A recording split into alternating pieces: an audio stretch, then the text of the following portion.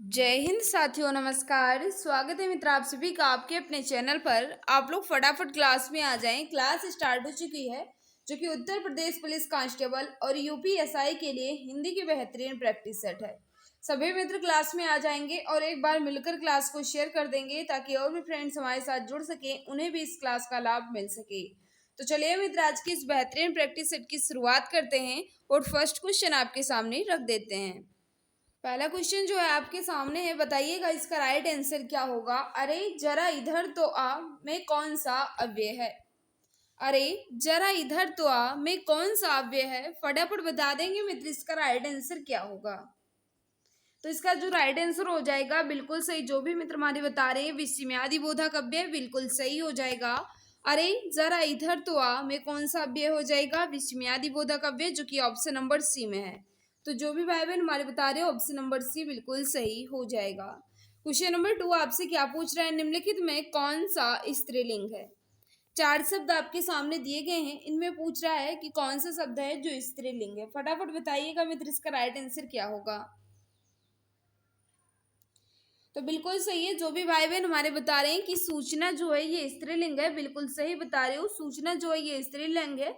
बाकी मित्र उपहार और अध्याय जो है ये पुल्लिंग के अंतर्गत आ जाएंगी, लेकिन सूचना जो है ये स्त्रीलिंग हो जाएगा। नेक्स्ट आपके सामने क्वेश्चन नंबर 3, इसका राइट आंसर बताना है। अंगीठी का तत्सम शब्द है। अंगीठी का तत्सम शब्द क्या हो जाएगा, बताइएगा। क्वेश्चन नंबर 3 का राइट आंसर क्या होगा। तो याद रखना इसका जो राइट आंसर हो जाएगा, अंगीठी जो है ये तद्भव शब्द है। इसका तत्सम जो है ये क्या होता है, अग्निष्ठिका होता है। क्या होता है मित्र, अग्निष्ठिका होता है, जो कि ऑप्शन नंबर सी में है। तो जो भी भाई बहन हमारे बता रहे हो ऑप्शन नंबर सी बिल्कुल परफेक्ट हो जाएगा। देखो मित्र, क्वेश्चन जो है हम फास्ट करा रहे हैं क्योंकि टाइम वेस्ट करना बिल्कुल भी मकसद नहीं है। अगर आपको आता है तो अच्छी बात है, नहीं आता है तो नोट डाउन कर लीजिएगा। नेक्स्ट आपके सामने निम्नलिखित में से कौन सा शब्द तद्भव शब्द है। अब आपसे पूछ रहा है इसमें कि कौन सा है जो तद्भव है, बताइएगा इसका राइट आंसर क्या हो जाएगा। तो याद रखना इसका जो राइट आंसर हो जाएगा सूरज। सूरज जो है मित्र ये तद्भव शब्द हो जाएगा। इसका तत्सम जो है ये क्या होगा, सूर्य होगा। सूर्य जो है मित्र ये तत्सम है, इसका तद्भव जो है ये क्या होता है, सूरज होता है। तो राइट आंसर क्या होगा, ऑप्शन नंबर डी यहाँ बिल्कुल परफेक्ट होगा। जो भी भाई बहन हमारे बता रहे ऑप्शन नंबर डी बिल्कुल सही हो जाएगा। नेक्स्ट आपके सामने, जिसके हृदय में ममता नहीं है के लिए एक शब्द।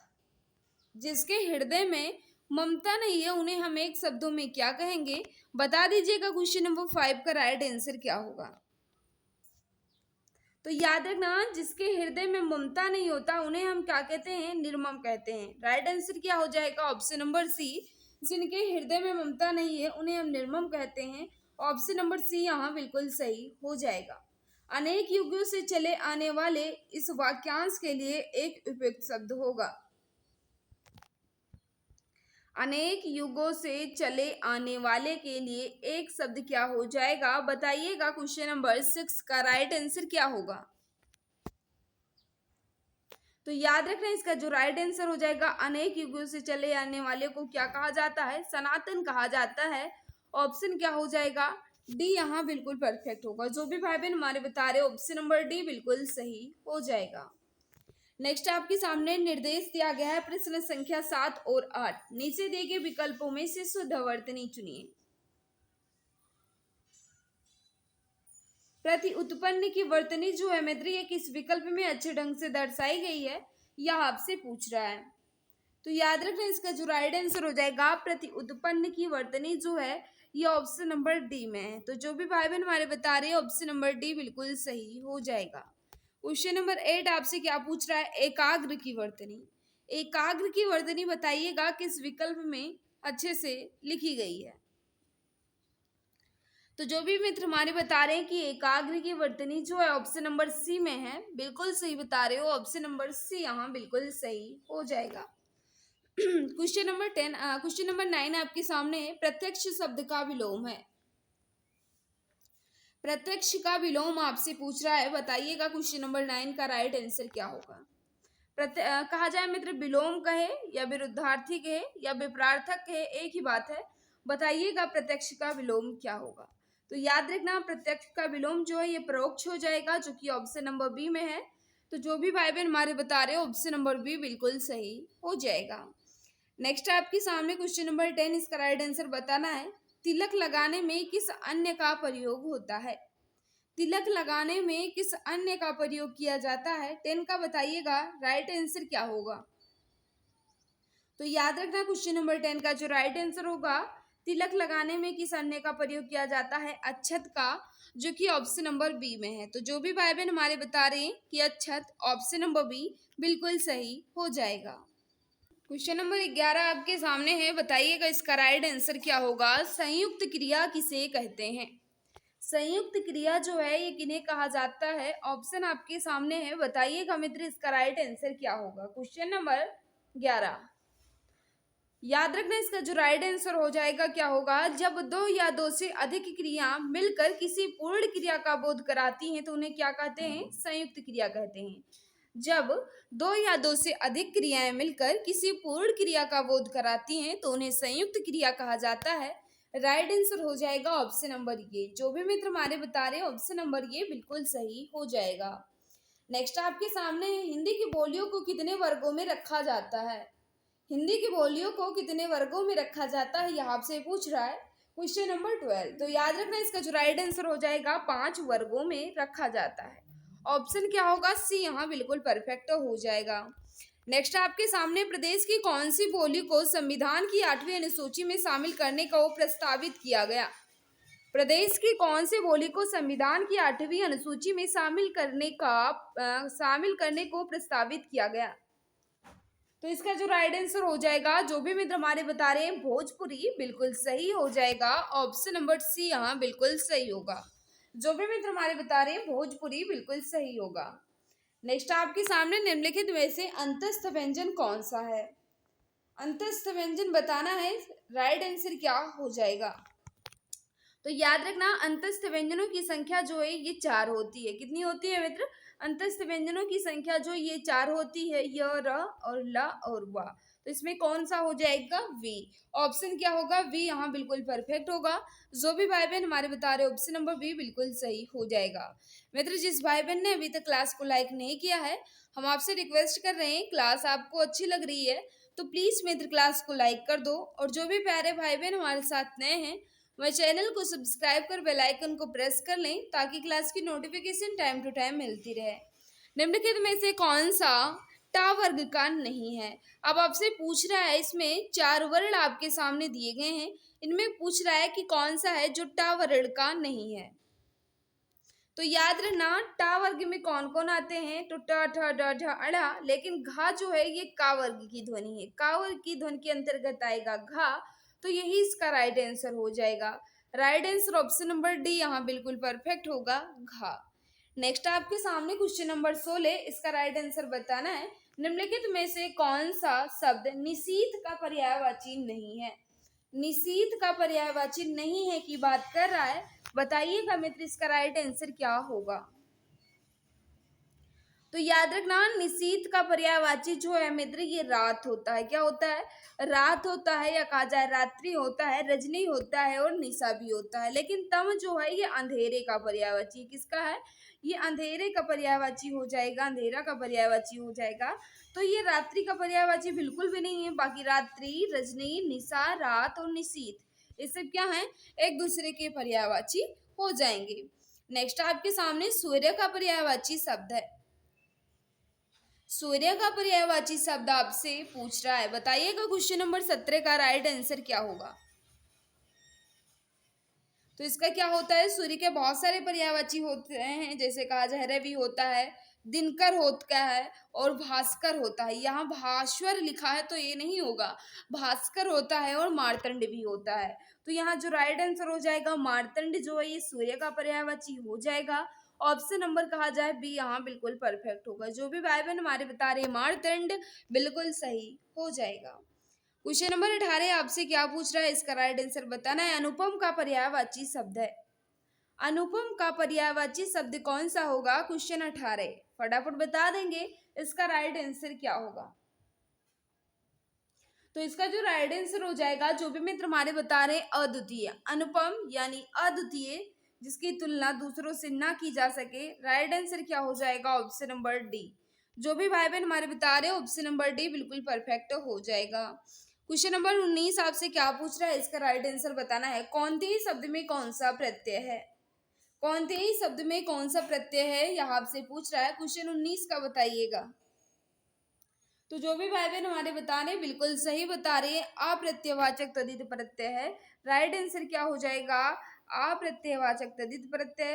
राइट आंसर ऑप्शन नंबर ये यहाँ बिल्कुल सही हो जाएगा। जो भी भाई बहन हमारे बता रहे हैं ऑप्शन नंबर ये बिल्कुल सही होगा। 20 आपसे क्या पूछ रहा है, निम्नलिखित में कौन सा शब्द वाक्य सही है? कौन सा वाक्य जो है ये बिल्कुल परफेक्ट लिखा गया है, यह आपसे पूछ रहा है। बताओ मित्र इसका राइट आंसर क्या होगा। तो क्वेश्चन नंबर 20 का जो राइट आंसर हो जाएगा, दुकानदार ने ताला खोला, या दुकानदार ने ताला खुला, या दुकानदार को ताला खोला, या दुकानदार को ताला खुलवाया। तो यहाँ क्या होगा? दुकानदार ने ताला खोला। क्या होगा मित्र? दुकानदार ने ताला खोला। ऑप्शन क्या होगा? ये यहाँ बिल्कुल परफेक्ट होगा। जो भी भाई बहन हमारे बता रहे हो ऑप्शन नंबर ये बिल्कुल सही हो जाएगा। मित्र आगे बढ़ने से पहले हम आपको बताना चाहेंगे कि आप अगर यूपी पुलिस कांस्टेबल या यूपीएसआई की तैयारी कर रहे हो तो आपके लिए 5000 प्लस जीके जीएस क्वेश्चंस की ई बुक जो है ये लॉन्च हो चुकी है। आप चाहें मित्र तो आप इसे मात्र 39 रुपये में परचेज कर सकते हैं। काफ़ी ज़्यादा इम्पोर्टेंट बुक है। अगर आप इस ई बुक को पूरा पढ़ लेते हैं तो जाहिर सी बात है कि आपके अंदर जीके का डर जो है बिल्कुल खत्म हो जाएगा। अधिक जानकारी के लिए दिए गए व्हाट्सएप नंबर पर मैसेज कर जानकारी प्राप्त कर सकते हो और इस बुक को परचेज कर सकते हो मित्र। क्वेश्चन नंबर 21 आपसे क्या पूछ रहा है, इसका राइट आंसर बताना है। निम्नलिखित में कौन सा वाक्य शुद्ध है? शुद्ध वाक्य का चयन करना है, बताइएगा। क्वेश्चन नंबर 21 का राइट आंसर क्या होगा? तो जो भी भाई बहन हमारे बता रहे हैं कि शुद्ध वाक्य इसमें कौन सा हो जाएगा, उसने मुझे पास आने के लिए कहा, या उसने मुझसे पास आने को कहा, उसने मुझसे पास आने को कहा, फिर लिखा गया उसने मेरे पास आने के लिए कहा। तो इसका जो शुद्ध रूप हो जाएगा, उसने मुझे पास आने के लिए कहा। ऑप्शन क्या होगा? ये यहाँ बिल्कुल परफेक्ट हो जाएगा। कर्म के आधार पर क्रिया के कितने भेद होते हैं? 22 आपसे पूछ रहा है भाई, बताइएगा इसका राइट आंसर क्या होगा। कर्म के आधार पर क्रिया के भेद होते हैं। तो याद रखना इसका जो राइट आंसर हो जाएगा 2 सकर्मक और अकर्मक। राइट आंसर क्या हो जाएगा? डी यहाँ बिल्कुल परफेक्ट होगा। कर्म के आधार पर क्रिया के 2 भेद होते हैं, सकर्मक और अकर्मक। बताइएगा। नेक्स्ट आपके सामने क्वेश्चन नंबर 23, इसका राइट आंसर होगा। सभी मित्र जल्दी जल्दी आंसर देने की कोशिश करें। चारपाई पर भाई साहब बैठे हैं, इस वाक्य में चारपाई शब्द किस कारक में है? चारपाई पर भाई साहब बैठे हैं, इसमें चारपाई शब्द किस कारक में है? तो इसका जो राइट आंसर हो जाएगा 23 का। जो भी मित्र बता रहे हैं अधिकरण में पर बिल्कुल सही बता रहे हो, ऑप्शन नंबर डी यहाँ बिल्कुल सही होगा। जो भी मित्र हमारे बता रहे हैं ऑप्शन नंबर डी बिल्कुल सही हो जाएगा। क्वेश्चन नंबर 24 आपके सामने है। चांदी काटना मुहावरे का अर्थ हो जाएगा। चांदी काटना मुहावरे का अर्थ क्या हो जाएगा, यह आपसे पूछ रहा है। फटाफट बता दो क्वेश्चन नंबर 24। तो इसका जो राइट आंसर हो जाएगा अधिक लाभ कमाना। चांदी काटना इस मुहावरे का उचित अर्थ जो होता है मित्र ये होता है अधिक लाभ कमाना। ऑप्शन क्या होगा? सी यहाँ बिल्कुल सही हो जाएगा। क्वेश्चन नंबर 25 आपसे क्या पूछ रहा है, बताइएगा। अकेला चना भार नहीं फोड़ता का अर्थ है। अकेला चना भार नहीं फोड़ता, इसका क्या हो जाएगा अर्थ, यह आपसे पूछ रहा है। तो याद रखना इसका जो राइट आंसर हो जाएगा अकेला व्यक्ति शक्तिशाली नहीं होता है। Right answer option number C यहाँ बिल्कुल सही हो जाएगा। नेक्स्ट आपके सामने है। बिहारी, बंगला, उड़िया और असमिया भाषाओं का उद्भव किस अपभ्रंश से हुआ है? बिहारी, बंगला, उड़िया और असमिया भाषाओं का उद्भव जो है ये किस अपभ्रंश से हुआ है? 26 आपके सामने है। तो याद रखना इसका जो राइट आंसर हो जाएगा मागधी। ऑप्शन क्या होगा? ये यहाँ बिल्कुल परफेक्ट हो जाएगा। जो भी मित्र हमारे बता रहे ऑप्शन नंबर ये बिल्कुल सही होगा। अर्धमागधी अपभ्रंश से किसका विकास हुआ है? अर्धमागधी अपभ्रंश से किसका विकास हुआ है? तो याद रखना पूर्वी हिंदी का। Right answer option number B यहाँ बिल्कुल सही हो जाएगी। जिसकी चिंता ना की जा सके लिए एक शब्द होगा। जिसकी चिंता ना की जा सके, उसके लिए एक शब्द आपको बताना है। बताइएगा इसका राइट आंसर क्या होगा। तो इसका जो राइट आंसर हो जाएगा अचिंत्य, बिल्कुल सही होगा। ऑप्शन क्या होगा, ये यहाँ बिल्कुल परफेक्ट होगा। जिसकी चिंता ना की जा सके उन्हें अचिंत्य कहते हैं। ऑप्शन नंबर ये बिल्कुल सही होगा मित्र।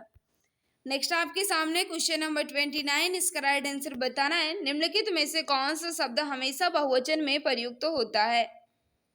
निम्नलिखित में से कौन सा शब्द हमेशा बहुवचन में प्रयुक्त होता है, यह आपसे पूछ रहा है। तो याद रखना 29 का जो राइट आंसर हो जाएगा हस्ताक्षर जो है ये सदैव बहुवचन में ही प्रयोग किया जाता है। ऑप्शन नंबर ये यहाँ बिल्कुल सही हो जाएगा। आजकल शब्द में कौन सा समास है। आजकल शब्द में कौन सा समास हो जाएगा। 30 आपके सामने है मित्र, जल्दी जल्दी आंसर देने की कोशिश करो क्योंकि टाइम वेस्ट करना नहीं मकसद है। तो इसका जो राइट आंसर हो जाएगा आज और कल, यानी द्वंद्व समास हो जाएगा। ऑप्शन नंबर डी यहाँ बिल्कुल परफेक्ट होगा। जो भी मित्र बता रहे हैं द्वंद्व समास बिल्कुल सही होगा। राजभाषा विभाग की स्थापना कब की गई। राजभाषा विकास विभाग की स्थापना जो है ये कब की गई, यह आपसे पूछ रहा है। तो याद रखना इसका जो राइट आंसर हो जाएगा यानी 31 का जो राइट आंसर होगा बिल्कुल सही। इसमें जो पूछ रहा है मित्र राजभाषा विभाग की स्थापना पूछ रहा है।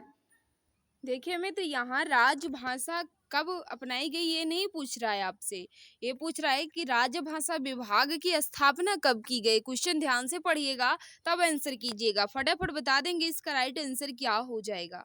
राजभाषा विभाग की स्थापना आपसे पूछ रहा है तो याद रखना जब विभाग की बात आएगी तब आप कहेंगे 25 जून 1975 को। राइट आंसर क्या हो जाएगा 25 जून 1975। ऑप्शन नंबर डी यहाँ बिल्कुल परफेक्ट हो जाएगा। लेकिन जब आपसे पूछेगा राजभाषा कब अपनाया गया तो 14 सितंबर 1949 को राजभाषा जो है ये अपनाया गया। लेकिन राजभाषा विभाग की स्थापना जो ये 25 जून 1975 को की गई थी। राइट आंसर हो जाएगा ऑप्शन नंबर डी। जो भी भाई बहन हमारे बता रहे हो ऑप्शन नंबर डी बिल्कुल सही हो जाएगा। नेक्स्ट आपके सामने अर्थशासकीय पत्र में प्रेषित की संबोधन की शैली होती है।